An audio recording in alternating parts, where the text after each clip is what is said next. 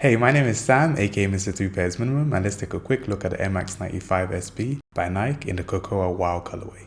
These were released on the 20th of January 2026 for the retail price of £185 here in the UK, and it comes in a purple Nike SB box. Inside the box comes the shoes in white and green wood grain paper. They also threw in a white SB sticker, which was a nice touch, but we're not here for the box, so let's get right into the shoes.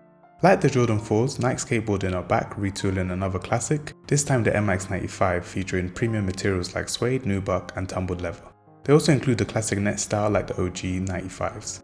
Speaking of OG, it sports a very similar color blocking with a white tongue and that gradient mid panel. Silver reflective frame hits can be seen on the tongue and heel, with Nike SB Air branding on the insoles, outsoles and heel. I like the wood grain details on the outsole, plus the added herringbone lugs were added to increase traction.